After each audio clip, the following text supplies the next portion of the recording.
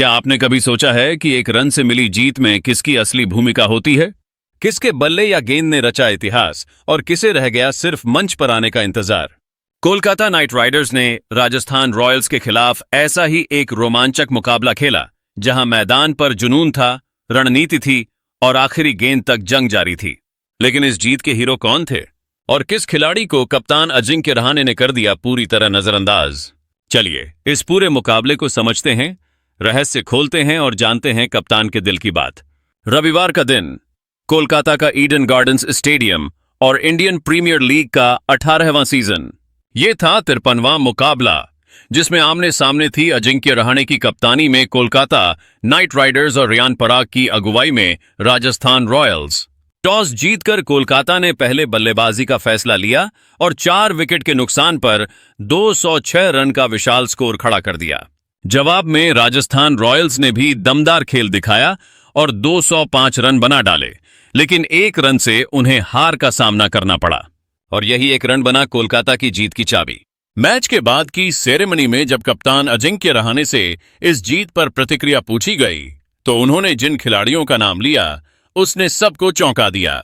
रहाणे ने 3 खिलाड़ियों को इस जीत का श्रेय दिया: आंद्रे रसेल, रहमनुल्लाह गुरबाज और अंगकृष रघुवंशी।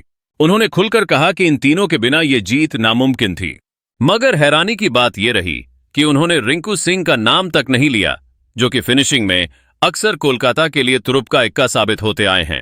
रहाणे ने आंद्रे रसेल की पारी की जमकर तारीफ की और कहा कि जिस अंदाज में उन्होंने मैच खत्म किया वह कमाल था। गुरबाज और अंगकृष की शुरुआती साझेदारी को उन्होंने मैच का टर्निंग पॉइंट बताया। उन्होंने कहा, यह वास्तव में बहुत करीबी मुकाबला था।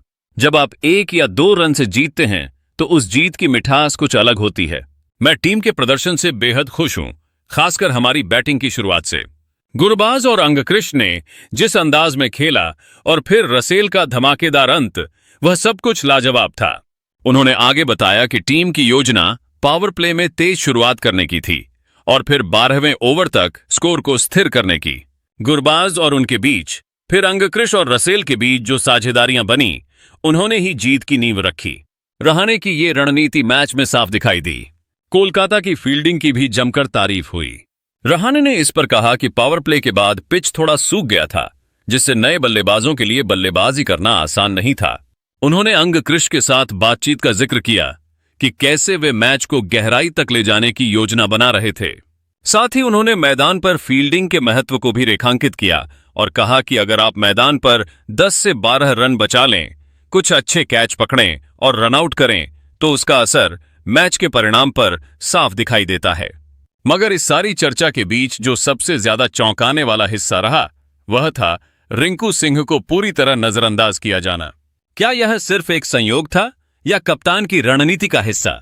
यह सवाल फैंस को जरूर सोचने पर मजबूर करेगा, क्योंकि जब टीम की जीत होती है तो हर खिलाड़ी की भूमिका मायने रखती है, चाहे वह रन बना रहा हो या सिर्फ नॉन स्ट्राइकर एंड पर खड़ा हो। क्रिकेट सिर्फ एक खेल नहीं है, यह जज्बातों की लड़ाई है, रणनीति और समर्पण की परख है। अजिंक्य रहाणे ने अपनी कप्तानी में जीत जरूर दिलाई, लेकिन उन्होंने कुछ नामों को छांटकर यह भी दिखा दिया कि कप्तानी सिर्फ रन बनाने का खेल नहीं, यह सोच और संदेश देने का भी तरीका है। रसेल, गुरबाज और अंगकृष को मिला सम्मान, लेकिन क्या रिंकू सिंह को किया गया अनदेखा अगली बहस की वजह बनेगा?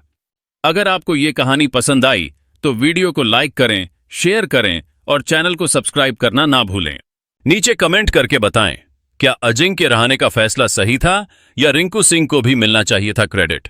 मिलते हैं अगली वीडियो में एक और नई कहानी और खेल की गहराई के साथ। तब तक के लिए खेलते रहो, जीतते रहो, क्योंकि हर रन, हर कैच और हर नाम मायने रखता है।